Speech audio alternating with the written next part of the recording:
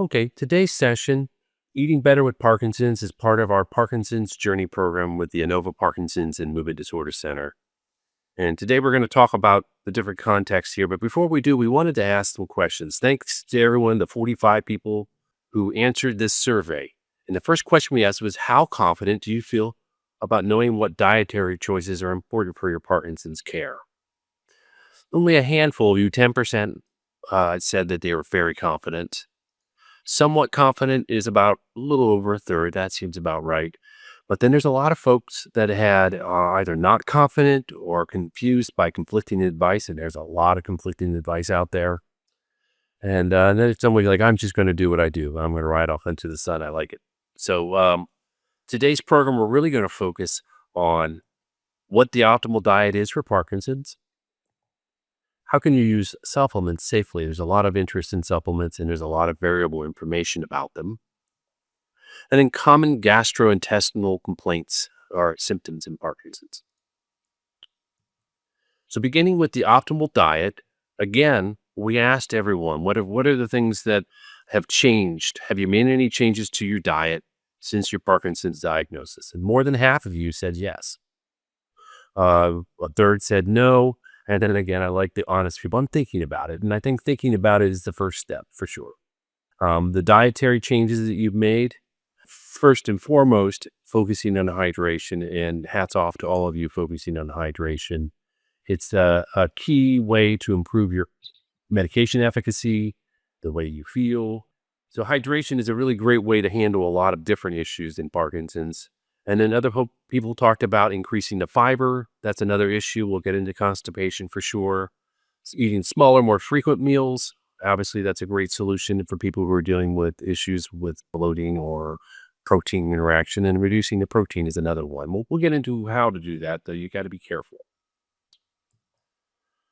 So specific diet approaches, I think a lot of people are still kind of in what they call the prudent diet. If you look it up in research, they talk about just the regular general healthy diet, and that's good.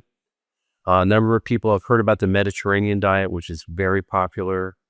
There are a couple of folks who are vegetarian or vegan, which has its benefits. We'll get into that. And then the ketogenic diet, which we'll get into a little bit about that as well.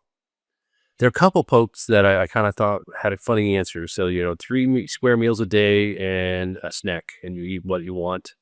That's fine, especially for people who are losing weight. You want to make sure you're keeping those calories in by hook or by crook. Eating less red meat, for sure, for digestion. And then I appear to be on the C diet, and I love this one. This is why I picked this slide up. It's candy, Coke, cookies, chocolate, caramel corn, chips, cereal, and then carrots. Carrots are in there somewhere. So yeah, we probably should work on that. There's probably better ways to handle that. Maybe there's a Mediterranean Sea diet.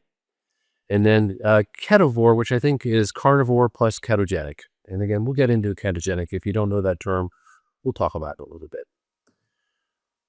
I feel like I've said this variation of a slide a dozen times, but it's really important to mention that really, when it comes to the perfect diet, we still don't quite know. And a lot of that has to do with the way that the research is done, because it's difficult to do a large population study.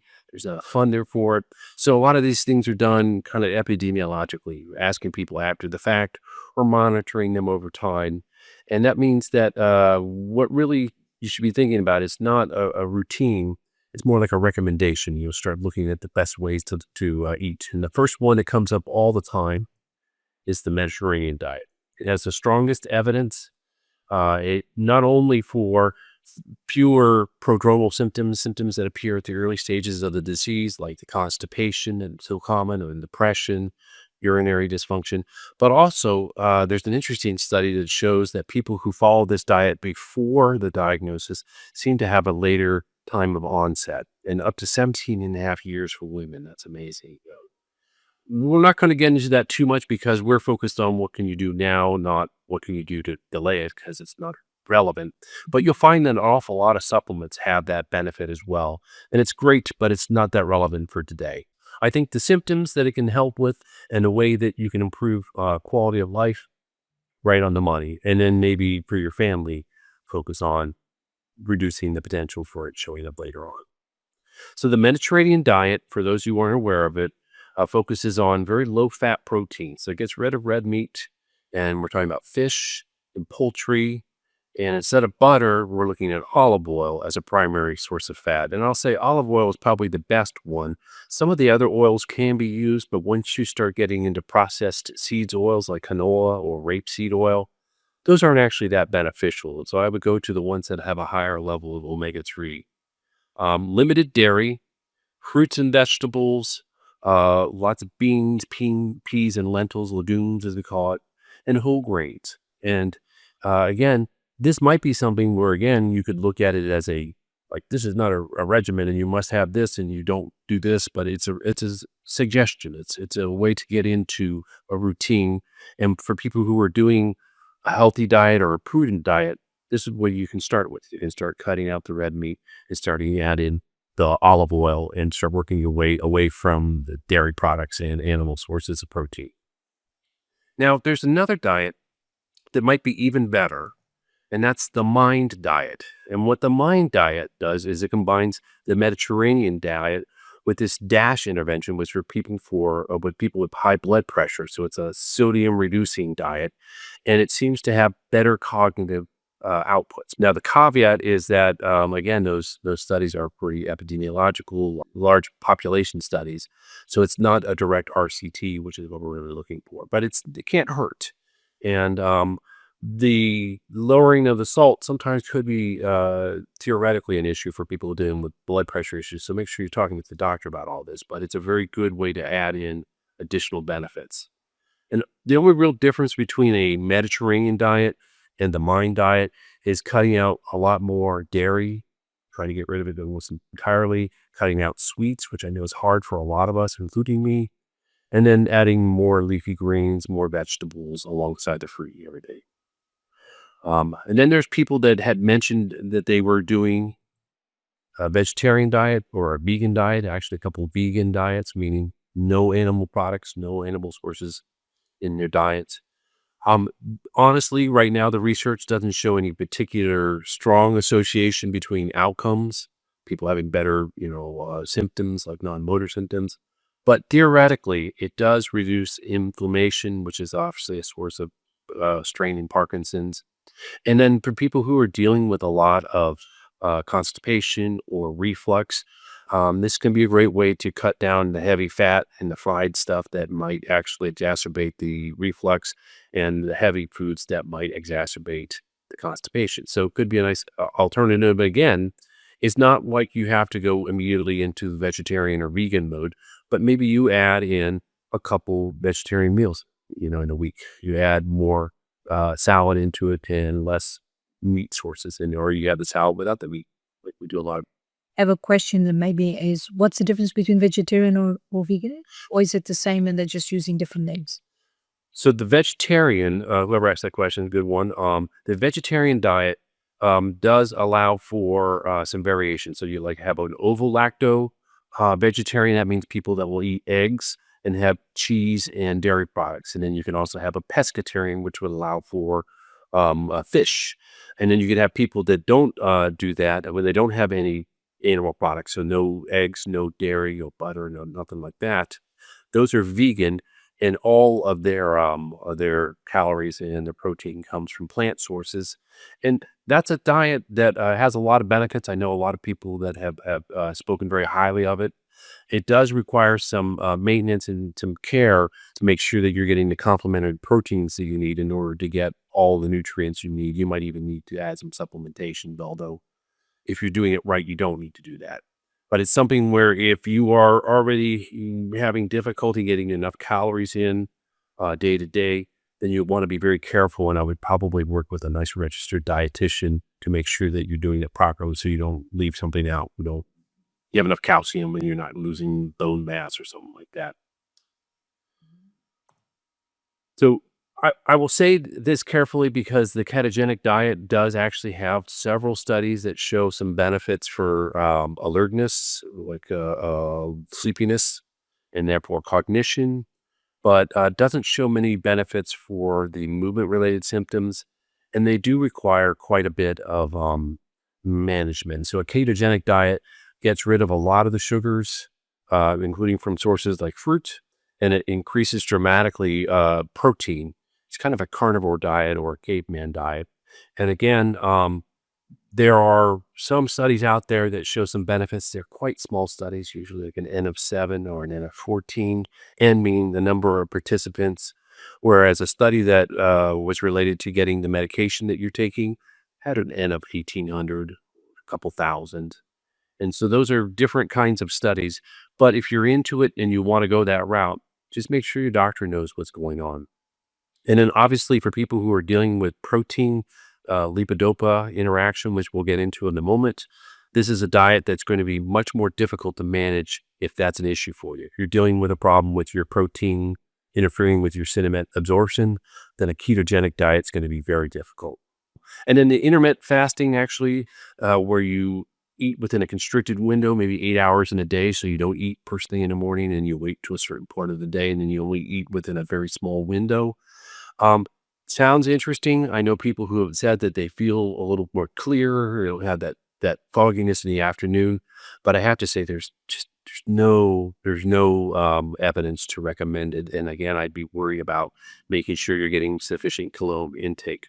That doesn't mean this is you do what you do, and we're all making our own independent decisions, but you for sure want to be in contact with your doctor and probably maybe consulting with a registered dietitian before you start something like that. This is not read about it on Instagram and then follow their plan. So there's a high risk of losing weight, For which sure. was already common. And there's a lot of things to manage when you have a diet where you're like, I can only eat in this certain window, but I got to take my meds in this window. And like that makes for a lot of headaches. Maybe someday someone will make an app that works for that. But for today, I wouldn't say it's there. Okay, what else can help me have an optimal diet? And again, the vast majority talked about just having what we call a prudent diet. I remember Michael Pollan had a great book, and in the beginning, he's like, eat food, not much, mostly plants, or not too much. And he talks about shopping the outer parts of a grocery store where all the refrigerated foods are. So that means your vegetables and your fruits and maybe some of your dairy.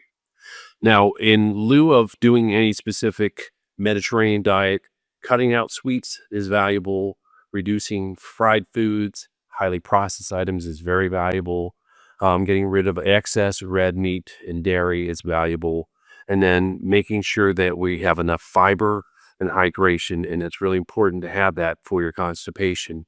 And I think a lot of people have gotten the memo on the fiber, and now, apparently, according to your own surveys, you're all changed your ways about hydration. And I think it's really important because if you just take the fiber and you don't have the hydration, it's not going to resolve your constipation. And other benefits of hydration include mitigating some low blood pressure, which is common. That's why it's nice to take a full glass of water when you're taking your medications. As I mentioned, it helps with the constipation, hypotension, vocal production. If people aren't speaking clearly and they don't have enough moisture, then their vocal folds get dry. It's almost like when you have dry mouth and it's hard on your voice. We mentioned recognizing the role of protein. And the first thing is that this is a situation where the food that you eat that has protein goes into your stomach. And when the stomach clears out, right in the pyloric sphincter, right in that part of the large intestine, the duodenum, that's where the amino acid is broken down. And that's also where your medications get broken down. And so if you have protein sources, particularly heavier protein sources such as meats, those are going to compete and they're going to win for absorption so they can be used by your body, and the medication is going to get bypassed. And it's a situation where quite often in the early stages of Parkinson's, it's not something you're going to notice. And then over time, it might become more prominent. But I do want to point to this study from about a decade ago now. So it's a little long in the tooth, where they showed that only about 12% of people experience this issue. And that's important because you don't want to prophylactically make your life more complicated. You definitely don't want to prophylactically, out of an abundance of caution, remove your protein. You want to make sure that you're talking with your doctor about this issue because they might have other solutions that don't require quite so much work on your app. The basic rules that everyone we follows or that we recommend people following are try to take your medication at least 30 minutes before. Some people that might be 45 minutes before a meal. Some people it might even be an hour before. So you're going to have to find what works for you, or 2 hours after a meal. And again, if your medication timing is at a certain clip every day, you're going to have to plan your meals accordingly. But whatever your doctor tells you for the timing, they mean that. They really are hoping that you'll follow that. I wanted to share that it's very common to see that the doctor has prescribed the person to take medication at breakfast, lunch, and dinner. And for many years, surprisingly, it still happens because some neurologists might not see the interference. And since we don't want to create too many rules for people to be able to adhere well to medication, so I think where this recommendation is coming from is just a desperate attempt to be able to help people take their medication systematically and consistently. And so they associate it to the meal, so it makes it easy to remember. And this has been practiced for many years until we found out that there might be this interference. And now I think neurologists are a little bit more aware of this and know that people are having these type of access to knowledge where this has been highlighted, and will probably have a different opinion on this. But don't be surprised if maybe the doctor doesn't, because he's giving more importance to the fact that you actually take it. And it could come from the pharmacist just as easily as the doctor, too. So, however it comes into play, be aware that you may need to take some control with that, but just communicate with the doctor, too.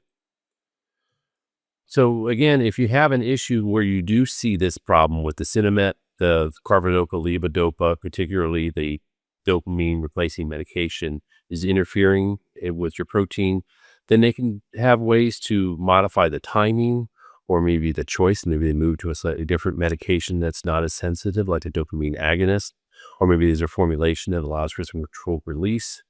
And then if that doesn't work, then there is a possibility of redistributing the timing of the protein.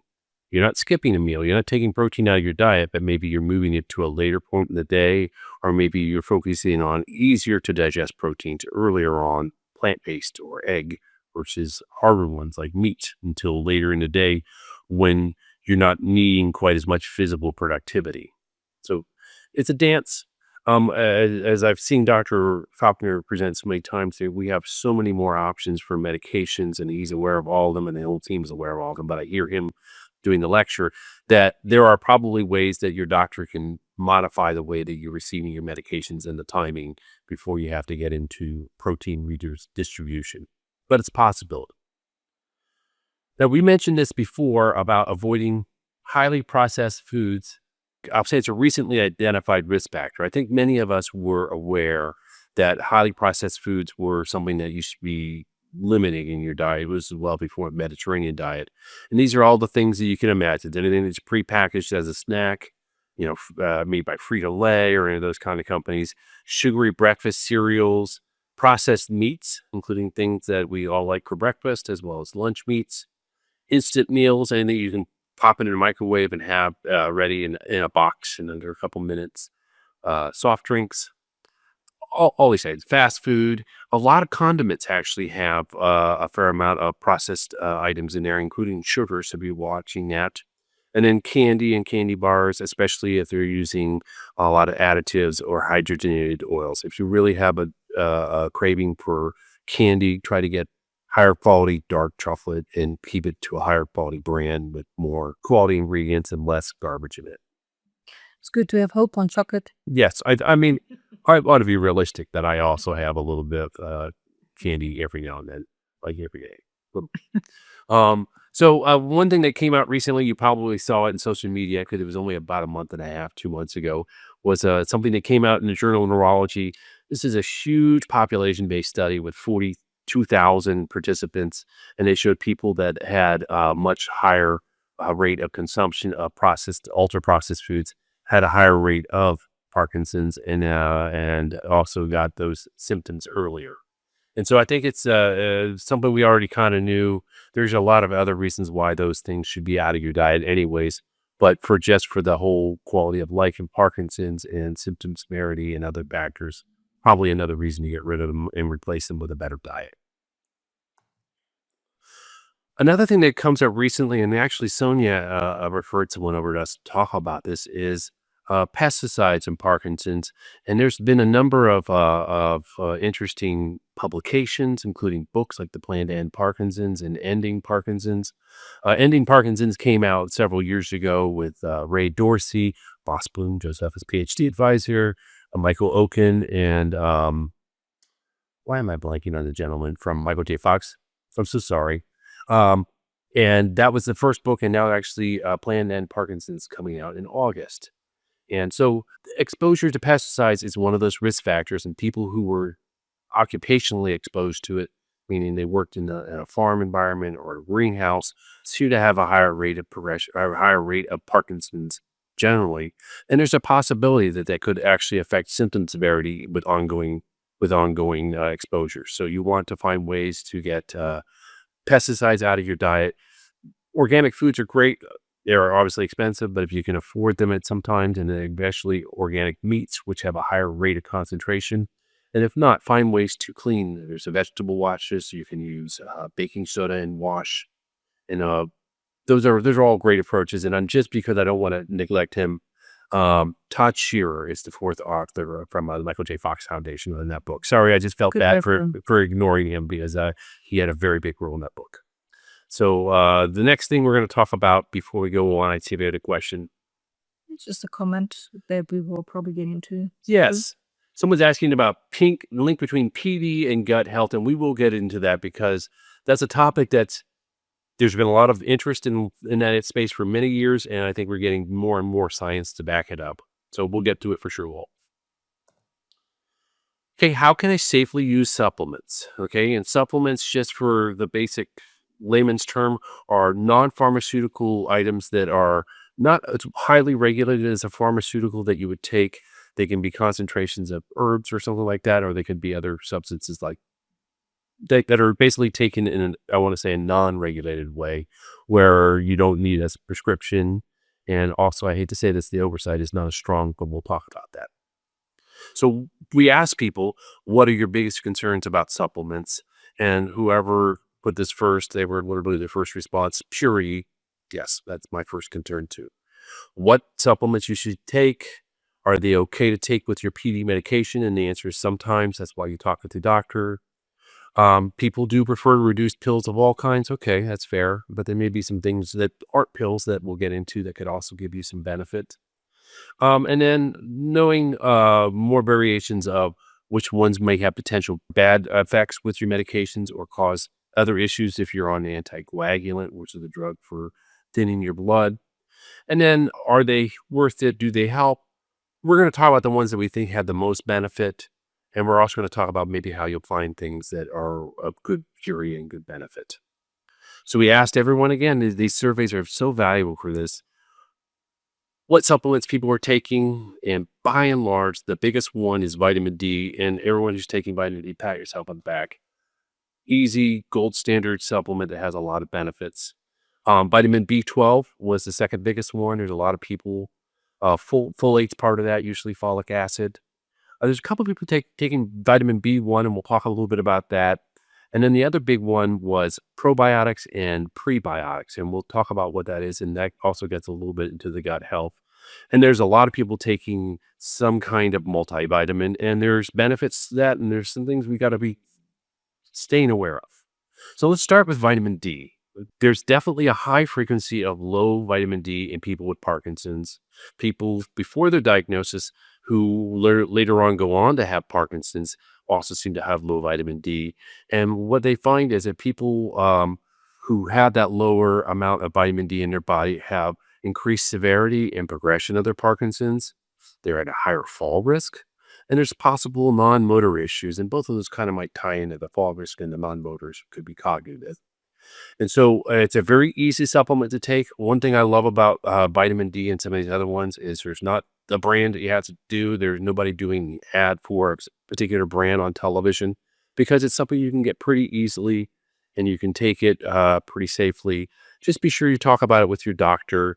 Usually those sources of them are usually from some kind of fish oil, and you want to make sure you're not taking too much fish oil or other supplements at one time for the blood thinning purposes. The vitamin D is a great one to take. Just let your doctor know and have them give you personalized advice about how much you should be taking. They can even do some blood work and testing to tell you exactly how much. That goes in my recommendations.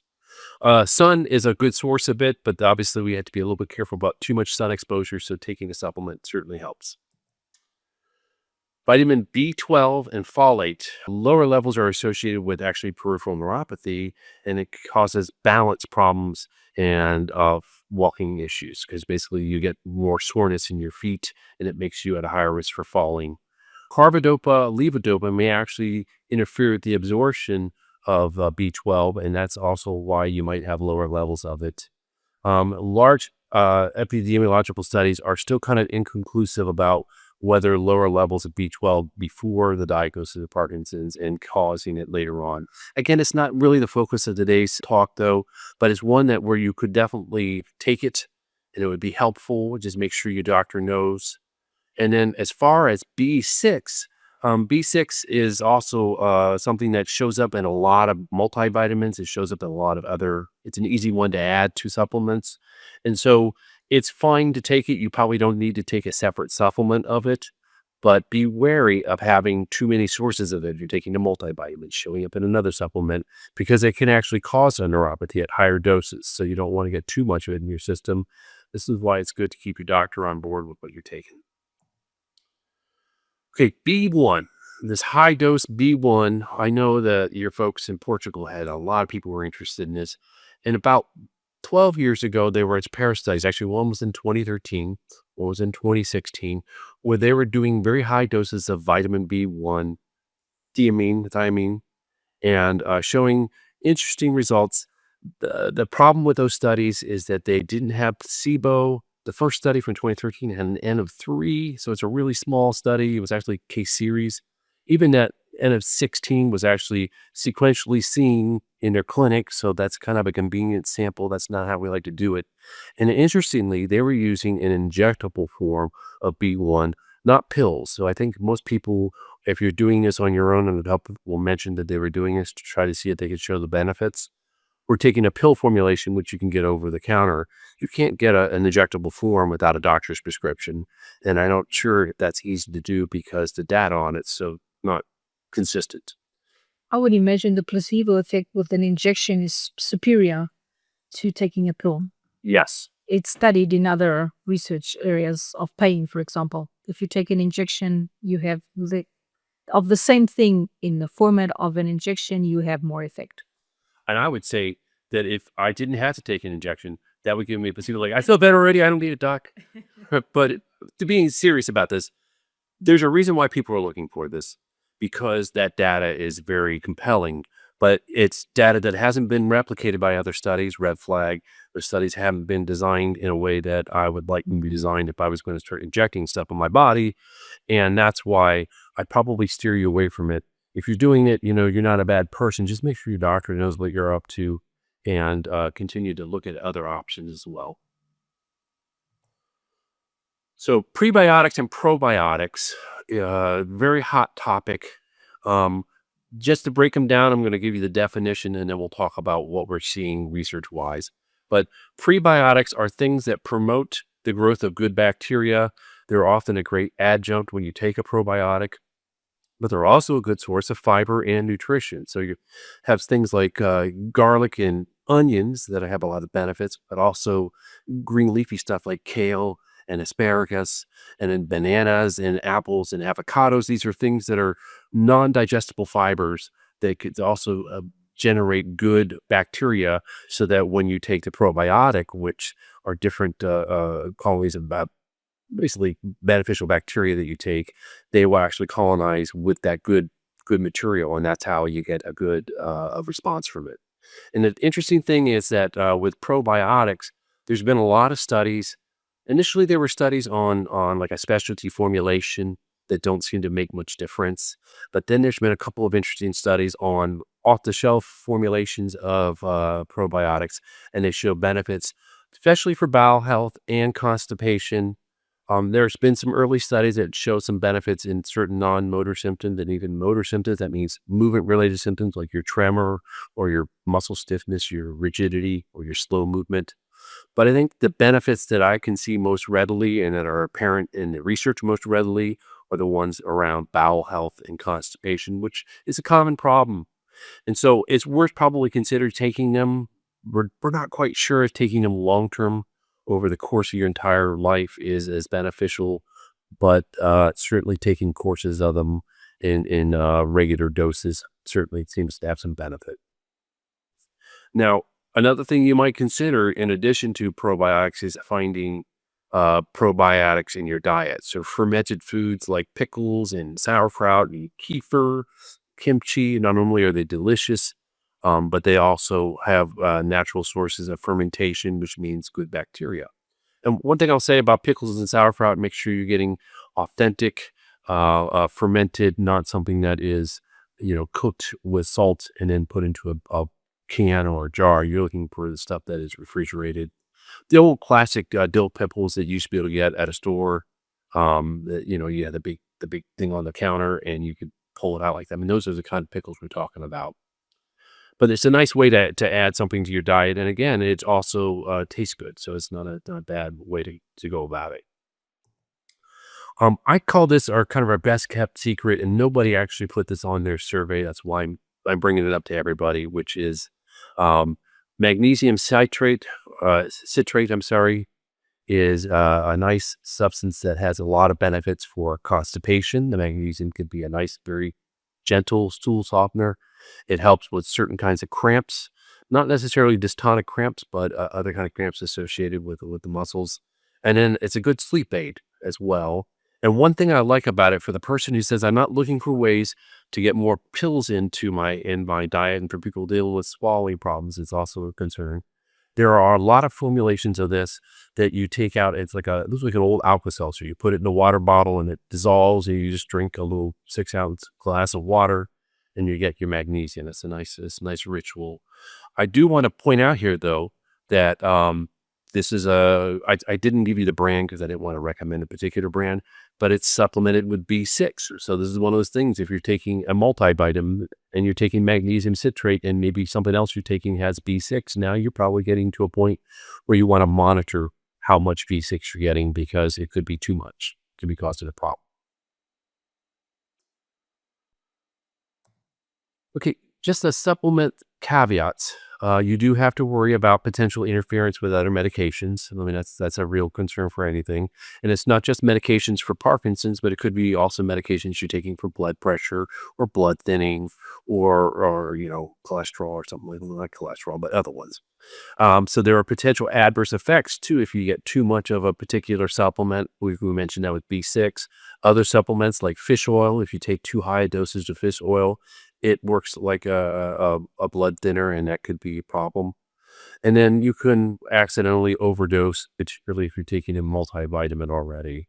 And the main thing again is you're talking about with your doctor. Maybe you bring these with you so they can help you break down how many micrograms, milligrams, or whatever you're getting of a certain supplement, so you're not overdoing it. Now, the other concern is about purity, and again, it's not regulated very well, and that's one thing that you want to be careful about. So there are a couple of entities out there that you should probably be looking for. USP as a seal on your supplement is a good sign that it's gone through a convention where they've been validated. Mhm. Okay. I'm sorry. We got somebody coming here. Okay. That's the first one. And that's one that in a lot of United States supplements, you'll see that showing up. NSF International is an organization that will actually measure the contents of a supplement and look for any impurities or contaminants, and also make sure that the amount that's in there is actually in there. And so that's a good one. And the Consumer Lab is an organization that I found through research. I wasn't that familiar, but they do a very good job of validating which supplements are actually providing what they're saying they're providing. Mhm. If you wanna approach this one with this question. Okay, is magnesium citrate better than magnesium glycinate? Um, the magnesium glycinate was recommended to me, and I'll say that first of all, if it was recommended to you by your doctor or healthcare provider, then I'm not overriding that. I will say that the citrate, particularly for the sleep, seems to have a little bit more benefit. But I think if you're noticing the benefit that you want to get from it, then I wouldn't change anything. Mhm. And By a doctor. Yeah. Yeah. Okay. Then that's the answer. Doctor doctor answer. Yeah, perfect. Then Oh, yeah, someone's talking about eating fermented soybeans in the form of Japanese natto, and I think that sounds great. And anything that's fermented is just a good source of good bacteria, and it's also got the benefit of having some of the fiber when you take that. You're eating beans, that's always a good source of fiber as well, and protein probably. So yes, good for you. And again, there are other ways to do it. If you see something out there, it's worth experimenting with. Kimchi was something that I never ate, but maybe 10 years ago, I started getting into it, and it's excellent. It's fantastic. Okay, again, we're just saying the same thing here, but it's important to make sure that your doctor knows what you're taking. If you're taking something that your doctor's not aware of, it might influence. We didn't even really get into mucunapurians, which is kind of a supplement form of the levodopa, not the carbidopa, but just the levodopa, the part of your medication that will influence how much cinnamon you're taking or how well it works. And then, of course, if you're taking it without the carbidopa, you might have an issue. So these are the kind of things that you don't want to keep from your doctor. You want to definitely purchase from reliable resources. So make sure that you're careful where you're buying these things. I have to say that I find Amazon to be a real buyer beware anymore. If you can go to some place in person, it's better. Sometimes it's hard to find your brand that you're looking for, but this is one of these things where I don't believe the reviews on there anymore. And then anybody that's like, we have a proprietary blend that no one else has, and it's the best thing out there, and don't believe all these other ones. Okay, that's exactly the kind of stuff you're going to stay away from. I have someone ask me a great question about someone in particular. I'll break it down on that particular topic at the end of the session here. But most of the things we recommended, B12, vitamin D, magnesium glycinate, or citrate, those are all made by a lot of different vendors. There's no proprietary version that's better than anyone else, and that's the way it should be. Nobody's got a monopoly on it. Okay, I want to talk a little bit about common gastrointestinal concerns. It's a very big issue. Again, going back to the gentleman who asked this, I think that we have thought this for a long time. There's a hypothesis called Brock's hypothesis that says that Parkinson starts in the gut and then eventually travels through the vagus nerve up into the brainstem and then propagates out. That's Heiko Brock was a German researcher in the early 2000s. And I think we see a lot of ways to validate that. There was a really interesting Norwegian study where back in the day when you had an ulcer, they would do a vagotomy. They would cut the vagus nerve. And the people that would have there's three trunks to it. And if you had just had a truncal vagotomy, you only got part of the vagus nerve. Those people would go on to get Parkinson's at the normal rate. And if you had a full vagotomy, those people would have a much lower rate of Parkinson's. And that led to a lot of, I mean, this was an older study, 6, 7 years ago, but that led to a lot of people wondering, well, like if you had some transmission, that seems like that really supports it. There's also a lot of overgrowth of H. pylori and other uh, substances or bacteria in the stomach that point to probably a change related to Parkinson's, and so it's valuable. Yeah, okay, I'm just checking sure. Okay, sorry. She keep me honest. She's watching the text you're and going to me before you go on to constipation. okay, someone's asking about a specifically formulated probiotic before you go. Oh yeah, no. Again, I've seen people make custom probiotics. I've seen them do stool sample tests and then sell you a probiotic based on that.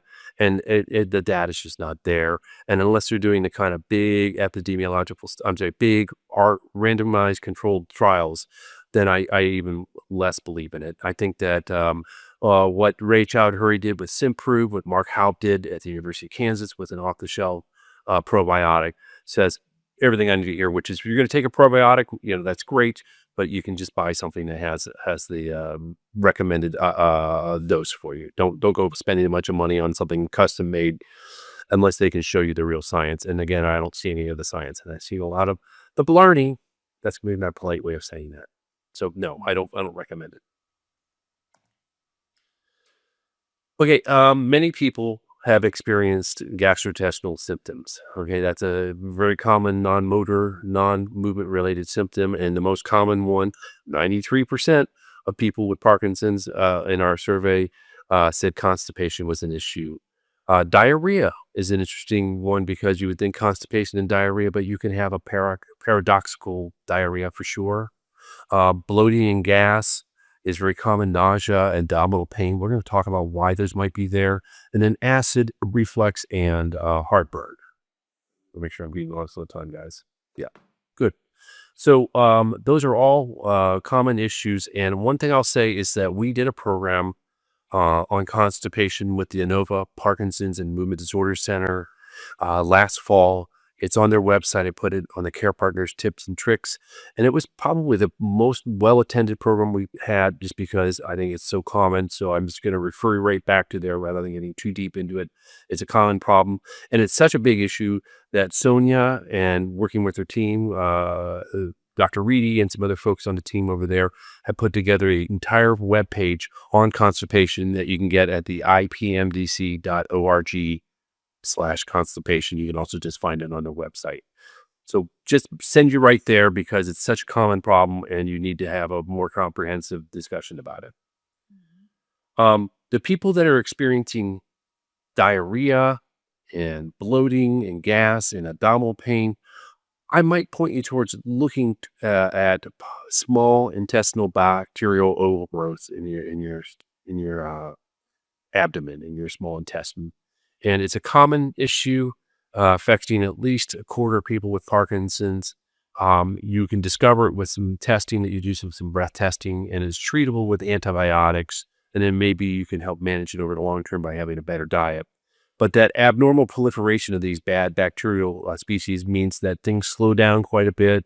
And along with the constipation, it interferes with your medication absorption, but it also leads to some of those symptoms you're talking about, the abdominal pain, the bloating, and that kind of stuff. And so that's why it would be worth checking out. Again, diarrhea it seems paradoxical. That's why. So that's definitely a work with a doctor and let them know that you're having those symptoms and see if they recommend a workup for this. GERD, or gastroesophageal reflux disorder, is also very common in Parkinson's. General population, it's about 7%. People with Parkinson's, it's 1 in 4. It can lead to a lot of issues, obviously a lot of discomfort while you're eating, but sleep issues. When you're sleeping and you have reflux, it has a real negative impact on sleep quality, which is already impaired in Parkinson's. And if you're really unlucky, you can have it more severely and have it get all the way up into the esophagus, into the airway, and affect your vocal folds. You can have pharyngeal reflux disorder, or LPR.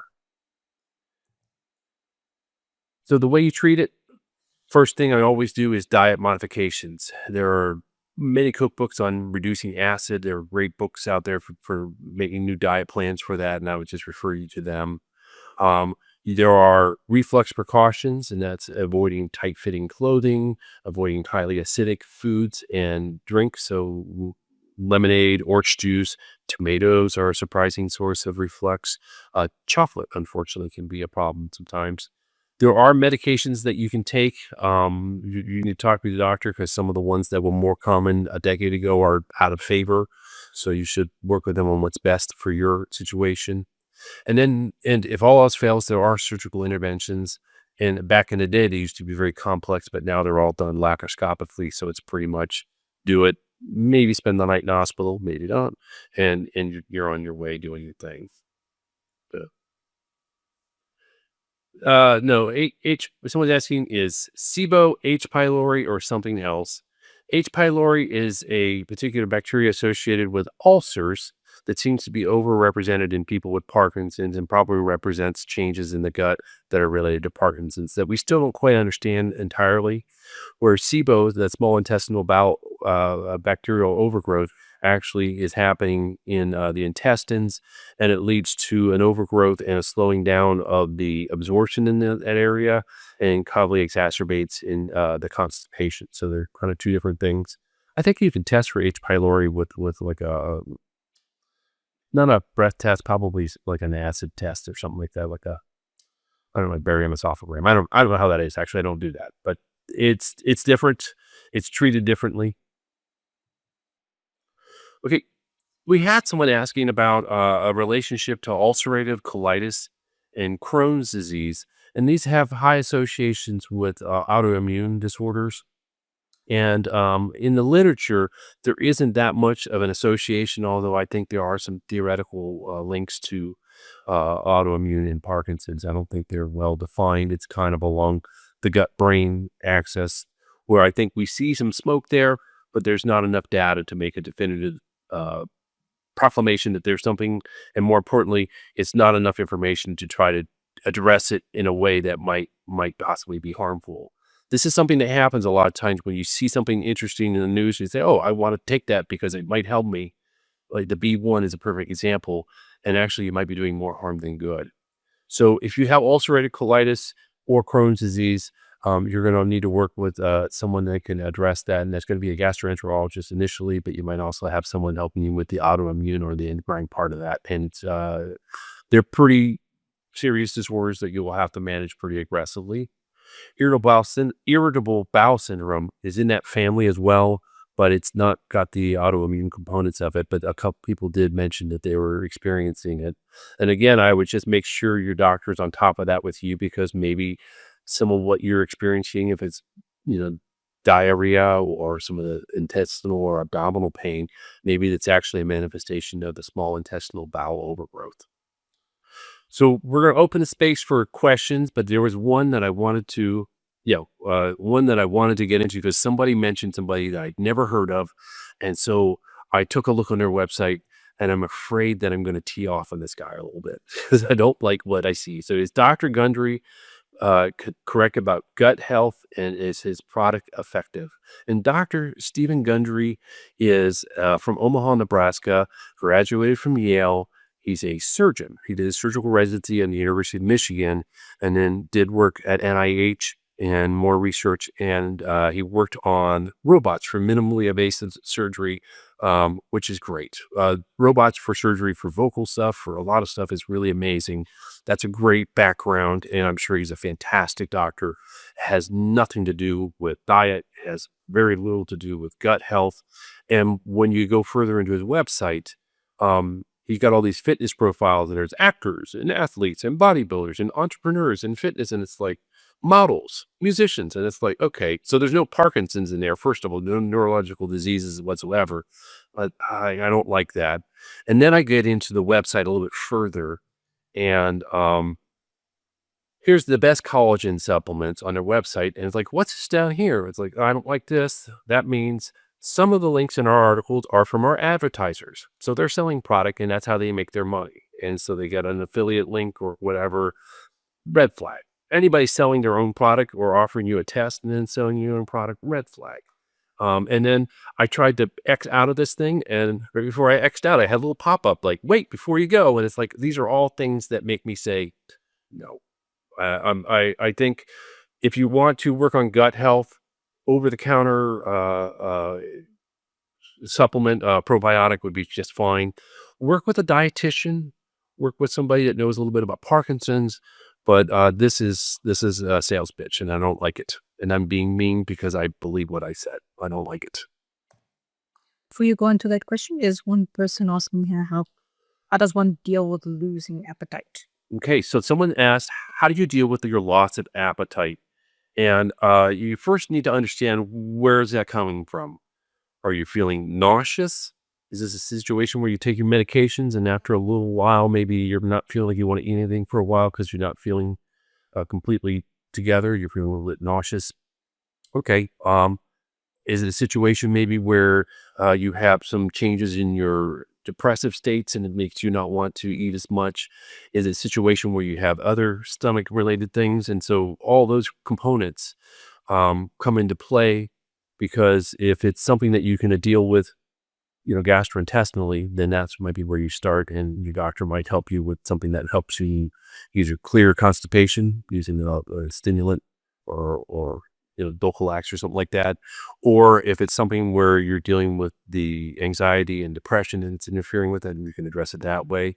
If you really just have a loss of appetite, there are medications your doctor can prescribe that might help with that, but you want to monitor it pretty carefully, and you're going to want to talk with your neurologist before you do that. But those are out there. And then if you're really just not getting enough calories in, the little meals, the little snacks, and you add as many calories as you can throughout the day, those could be ways to help that as well, just to make sure you're not losing calories. Okay, this is very much what you were saying with the doctors getting the pills at breakfast, lunch, and dinner. And there's a person that lives in an independent living community, which means they take their medications on their own, but they have meals at 8 o'clock and at 12 o'clock and 5 o'clock. And so they're asking, should I be taking the carbidopa levodopa medications an hour after the meal? And first, I would say, are you sensitive to that issue? Is that something that you've noticed? Have you talked about it with your doctor? And if the answer is yes, then our guidelines are actually 2 hours after the meal or 30 minutes before. But again, talk with your doctor because you might find yourself that maybe an hour is fine, or more often what I hear is you got to start it earlier. It's more than 30 minutes. It's like at 45 minutes or an hour before the meal. So you'll have to work that out. So talk And with, there's some medication that's prone to effect, so might not have so much effect. yeah, So you could have other options as well. yes, that's what she said. Exactly right. So you might not need to have that change at all. It might be maybe you're on a dopamine agonist and it's not going to have an influence. You did say carbidopa levodopa, Yeah. but yes, Prolonged yeah. If you could effect. croissants, Rytari, even old Cinnamon CR. Okay, how to lose weight is not one I hear that often, but I think the first thing is to consider working with a registered dietitian and finding your optimal amount of calories, and then also increasing your exercise. That's another easy way to lose weight, and it also has other benefits for Parkinson's. The moving, before you go on to the next one, if you want to approach this one. Okay, I'll tell you what. Okay, is it best to limit dairy? I'm going to start that one first, and I'm going to say that there is a fair amount of data out there that shows that dairy has some increased risk for getting Parkinson's, which again is not the focus of today. But Lori Mishley, who's a naturopathic physician out in the West Coast, has this interesting study she's been doing called the Pro-PD. And she's been watching people basically self-report on themselves, and she finds that people who have higher amounts of dairy do seem to have more symptom burden, meaning less benefit from the medications, more negative issues from symptoms. And so yes, probably would be beneficial to cut it back or find an alternative. Like I think oat milk is a very good source of dairy that doesn't have the cow involved, or almond milk or other versions like that. But oat milk is a nice light one that's not particularly environmentally demanding. And then she said, "Do you recommend supplements of biotin and riboflavin?" Um, Biotin maybe for nails. People were talking about some splitting nails and hair. I don't know about riboflavin. I'd have to look it up and get back. I don't want to make it up with. I'm not sure. But again, that would be one to run by the doctor to see why you're taking that. Like I see in a lot of like hair products or nail products. Okay, got another one. Okay, good. And then um, how big an impact does food have when I'm feeling lousy? I turn to sweets. And I think the first part is food has as big an impact as it has on you personally. Everyone's different. I don't want to make proclamations. There are definitely foods that could make you not feel better faster. And I think turning to sweets or fried foods might be part of that. So again, I'm not going to pretend that I've gone cold turkey. I've done amazing. I've had like 2 Coca-Colas in like 2 months. So you can do it. But then I find that I substitute other stuff. So I drink unsweetened tea. And you might But find that ways. it's the clear effect on mood, right? Yeah. So it's the impulse control on, Yeah. and it gives you a dopamine boost when you eat something sweet. Yep. Yep. So And not being able to stop. I would say that addressing the feeling lousy part of that might also be part of this too. And we know that a common non-motor part of Parkinson's is that feeling depressed and anxious, and maybe that leads to some of that as well. And then I think I feel like we kind of covered this one. I want to make sure I'm not leaving any questions on the table over there.